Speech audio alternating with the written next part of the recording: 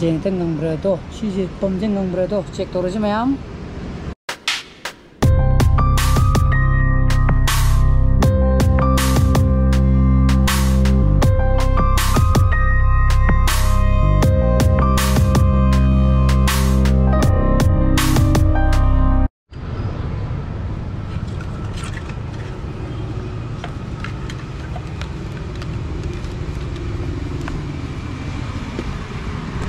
Good evening guys, welcome back to my channel. मैं नोआइबेन खले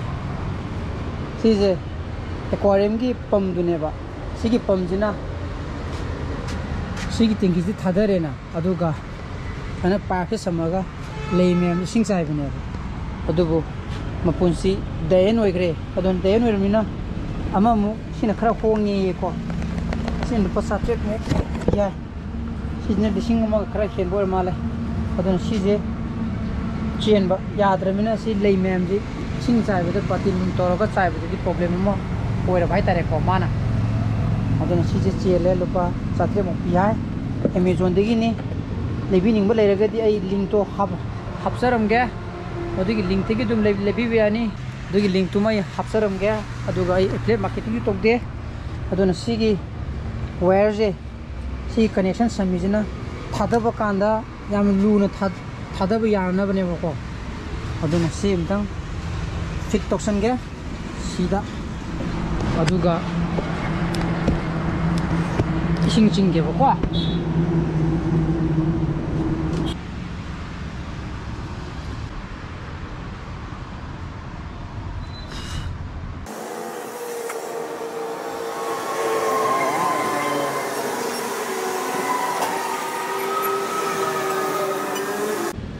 अदन वायर संबल ओरे को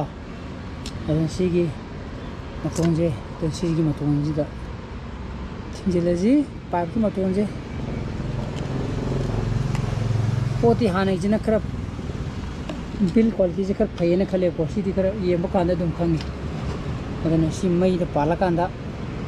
जेंत ngंब्रा तो सिजे पमजे ngंब्रा तो चेक तोरजे मयाम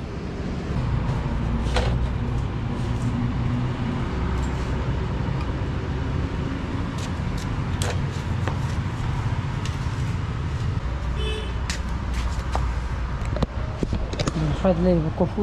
सिंगोल मैम जे से थादरगा येंगा से बको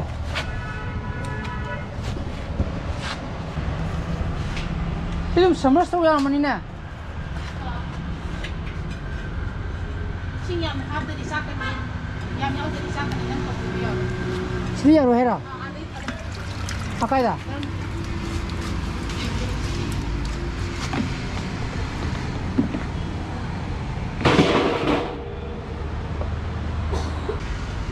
पेन थादा रेको देखो मई जे से फिलजी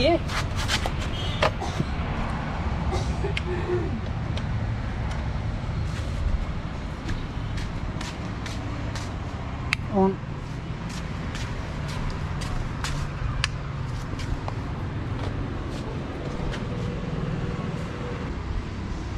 कौन ता दिया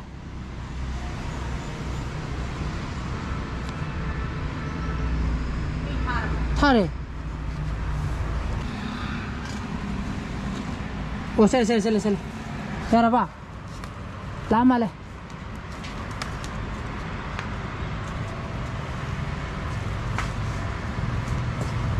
ला यार बंत्रा यार बा ला प्रबा अदुदी सिदा कोंबा हां सिदा कोंबा लाबा हाँ यारे ओके तारे को मुखरे यारे आगे ने चिंगजी चाकने सिजे कोमेबा मै प्लांट चंदे बदन चाकने सिजे चंद्रसु तौका बने दुदनी तौबु को यारो दाई आगे सिंग को और दाई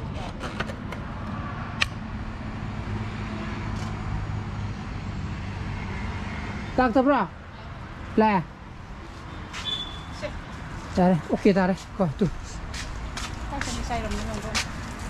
अदुना सिगी केनोजे पमजे कोई केनोगी पमनेबा एक्वेरियम मनुंगी मागी अदुना लेइसिंग चाइबगी सिगी फोर्स सब सारे अदुना साइना हाबिदु लेबिनिंग लेगदे मागी लिंक तो हबसरमगे ꯃꯗꯨꯒꯤ ꯑꯗꯨꯝ ꯂꯩꯕ ꯌꯥꯅꯤ ꯑꯗꯨꯒ ꯑꯩ ꯁꯤ ꯍꯥꯏꯅ ꯑꯩ ꯑꯦꯐꯤꯂꯤꯌꯦꯠ ꯃꯥꯔꯀꯦꯇꯤꯡ ꯀꯩꯝꯇ ꯇꯧꯗꯦꯀꯣ ꯑꯗꯨꯅ ꯑꯗꯨꯝ ꯑꯩꯅ ꯄꯤꯔꯤꯕ ꯂꯤꯡꯛꯇꯨꯗ ꯆꯪꯉꯒ ꯗꯥꯏꯔꯦꯛ ꯄꯣꯠꯇꯣ ꯊꯤꯅꯗꯕꯤꯗ ꯐꯪꯉꯒ ꯑꯗꯨꯝ ꯂꯩꯕ ꯌꯥꯅꯤꯀꯣ ꯑꯩ ꯑꯦꯐꯤꯂꯤꯌꯦꯠ ꯃꯥꯔꯀꯦꯇꯤꯡ ꯑꯩ ꯀꯩꯝꯇ ꯇꯧꯖꯗꯦ ꯐꯣꯔꯁ ꯌꯥꯝ ꯀꯟꯕꯅꯦꯕꯀꯣ ꯑꯗꯨꯅ ꯂꯩꯁꯤꯡ ꯆꯥꯏꯕꯒꯤꯗꯤ ꯌꯥꯝ ꯀꯥꯞꯄꯤ ꯇꯥꯔꯦꯕ ꯁꯤꯁꯦ ꯁꯤꯗꯒꯤ ꯑꯃꯨꯛ ꯈꯔ ꯑꯃꯨꯛ ꯀꯟꯕ ꯇꯥꯔꯒꯗꯤ ꯑꯃꯨꯛ ꯂꯩ ꯑꯃꯨꯛ ꯇꯦꯛꯄꯒꯤ ꯐꯤꯕꯝꯅꯦꯕ ꯂꯥꯛꯏꯁꯦ ꯂꯨꯄꯥ ꯀꯌꯥ ꯄꯤꯕ ꯂꯨꯄꯥ 700 ꯅꯠꯇ꯭ꯔꯥ ꯑꯣ ꯂꯨꯄꯥ 700 ꯌꯧꯗꯦꯕꯀꯣ ꯄꯣꯠꯇꯤ ꯑꯩꯅ ꯍꯥꯏꯕꯗꯣ ꯍꯥꯟꯅ ꯁꯤꯖꯤꯟꯅꯕꯗꯨꯒ ꯌꯦꯡꯅꯔꯒꯗꯤ ꯄꯣꯠ ꯈꯔ ꯀꯞ ꯂꯥꯎꯋꯦ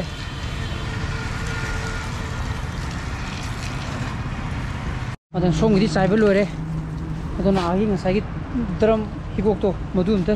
ꯆꯤꯡꯍꯧꯈꯤꯒꯦꯕꯀꯣ ꯑꯗꯨꯅ ꯆꯤꯡꯕꯁꯨ ꯁꯤꯒꯤ ꯄꯝꯁꯤꯅ ꯑꯗꯨꯝ ꯆꯤꯡꯗꯣꯏꯅꯦꯕꯀꯣ ꯁꯤ ꯊꯥꯗꯔꯦꯅ ꯑꯗꯨꯒ ꯄꯥꯏꯞ ꯑꯃ ꯂꯩ ꯄꯥꯏꯞ ꯃꯆꯥ ꯑꯃ ꯑꯗꯨ ꯇꯧꯔꯒ ꯁꯤꯒꯤ ꯄꯥꯏꯞꯁꯤꯅ ꯑꯃꯨꯛ ꯁꯤꯖꯤꯟꯅꯗꯧꯕꯀꯣ ꯁꯤ ꯌꯧꯔꯗꯤ ꯊꯨꯡꯉꯔꯣꯏ ꯁꯤꯗꯤ ꯏꯁꯤꯡ ꯌꯥꯝ ꯌꯧꯔꯤꯍꯦ ꯁꯤꯁꯤꯃ ꯆꯤꯡꯊꯣꯛꯄ ꯑꯃ ꯗꯔꯀꯥꯔ ꯂꯩꯔꯦ ꯁ꯭ꯋꯥꯏꯗ ꯊꯝꯗꯣꯏꯅꯦꯕꯀꯣ